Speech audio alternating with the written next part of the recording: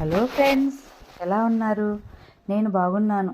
మీరందరూ బాగుండాలని కోరుకుంటున్నాను. ఇప్పుడు కథలోకి వెళ్ళిపోదామా మరి?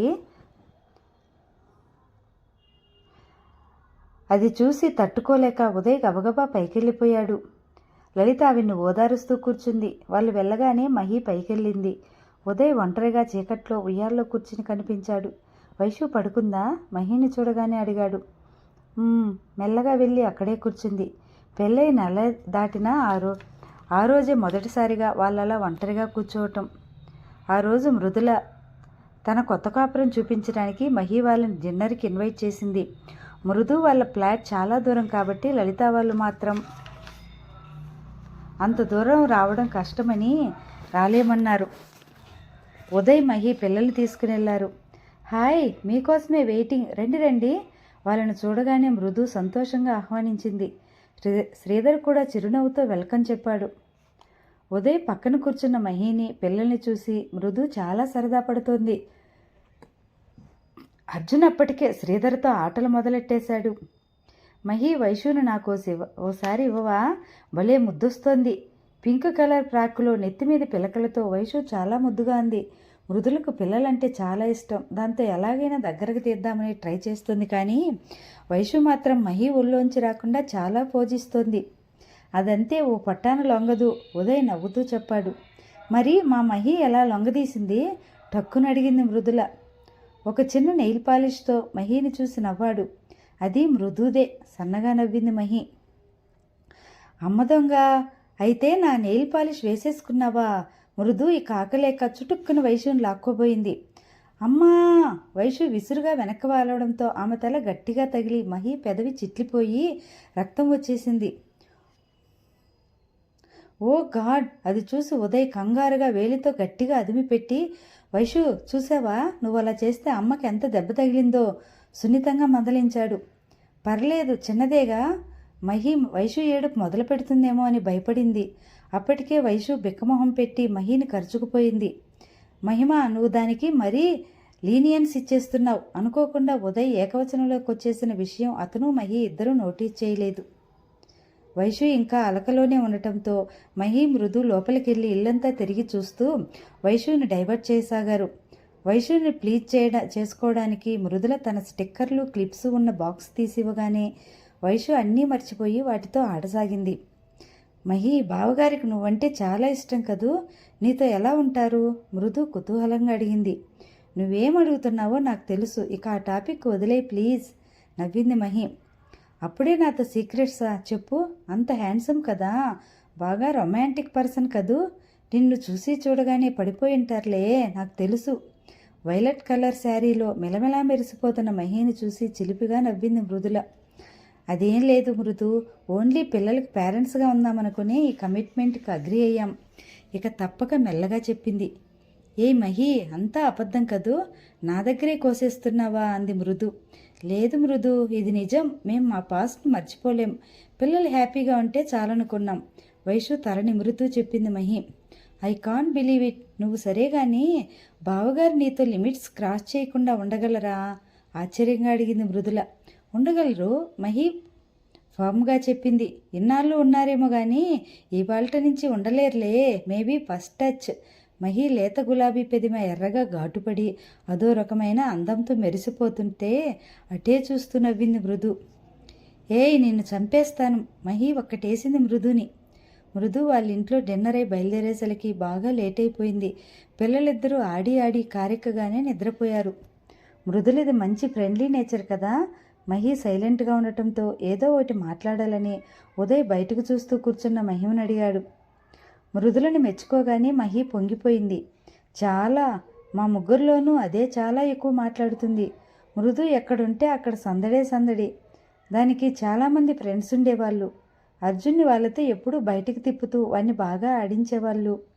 అసలు వాటికి సగం అల్లరి వాళ్ళ నేర్పిందే. నవ్వింది.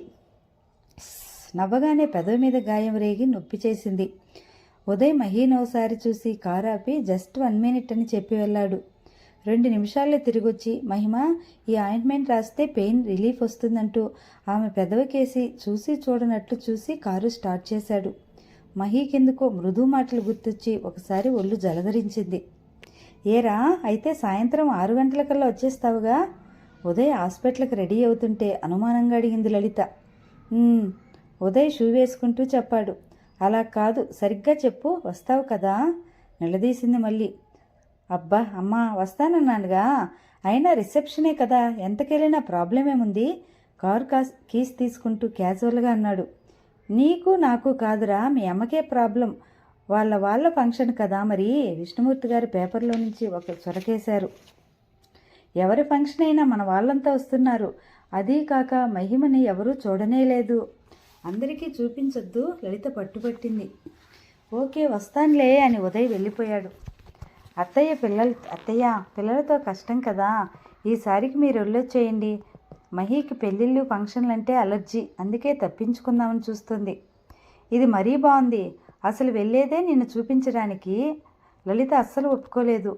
అదుగో ఇదిగో అంటూ ఉదయ్ వచ్చేసరికే 7:30 దాటింది.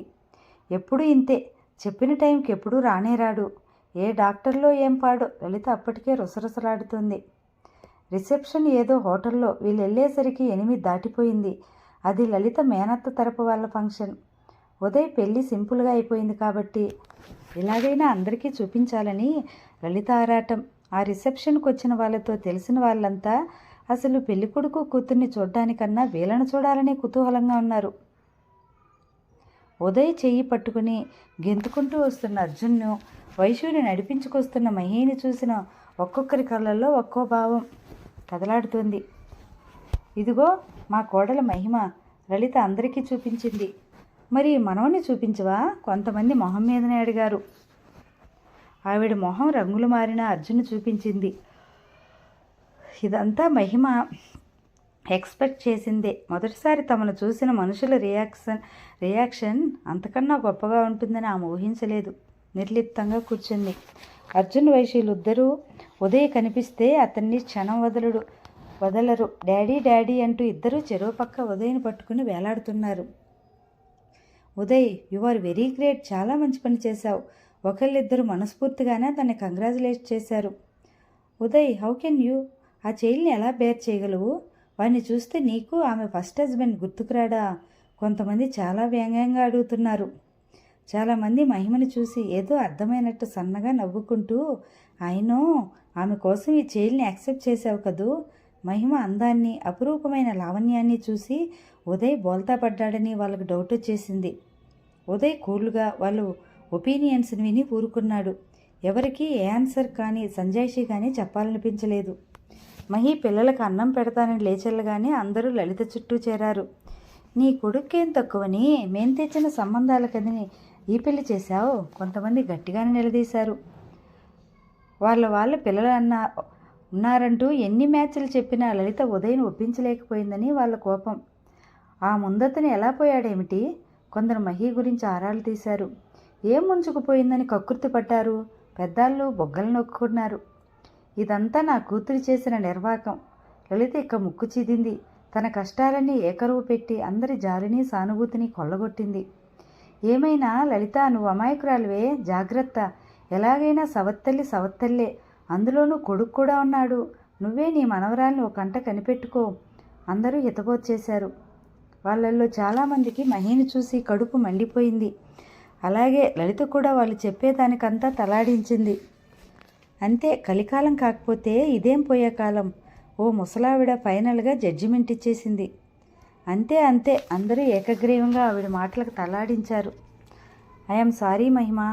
రిసెప్షన్కి వెళ్ళొచ్చాక మహి చాలా సైలెంట్గా ఉండటంతో పిల్లలు పడుకున్నాక ఉదయ్ వచ్చి మహికి సారీ చెప్పేశాడు. పర్లేదు, అయినా నేను ముందు మెంటల్గా ప్రిపేర్ అయ్యే వచ్చాను. ఈ మనుషుల నేచర్ నాకు బాగా తెలుసు, మహి మామూలుగానే చెప్పింది. మహిమ, ఎంత ప్రిపేర్ అయినా ఇవాళ నువ్వు హట్ అయ్యావని నాకు తెలుసు. ఒక్కసారి అటెండెన్స్ పడిపోతే కానీ వాళ్ళందరికీ తృప్తిగా ఉండదు. అందుకే అమ్మ అంతగా చెప్పినా లేటుగా వచ్చాను. లేటుగా వెళ్తే అక్కడ ఎక్కువసేపు ఉండక్కర్లేదనుకున్నాను, కానీ ఆ కాస్త టైం కూడా బేర్ చేయడం, అందరినీ ఫేస్ చేయడం అయినో చాలా కష్టం, గిల్టీగా చెప్పాడు. ఉదయ్ అండర్స్టాండింగ్ నేచర్కి, అలాగే తన ఫీలింగ్స్కి అతనంత ఇంపార్టెన్స్ ఇచ్చి గిల్టీ ఫీల్ అవ్వడం చూసి మహి బాగానే ఇంప్రెస్ అయిపోయింది. ఇట్స్ ఓకే, ఇంత చిన్న విషయానికి అంత ఫీల్ అవ్వకండి, మనస్ఫూర్తిగా చెప్పింది. వైషు రాను రాను మహితో అటాచ్మెంట్ విపరీతంగా పెంచుకోసాగింది. అమ్మా, ఆ రోజు పొద్దున్న వైషు పేచీలు మొదలుపెట్టింది.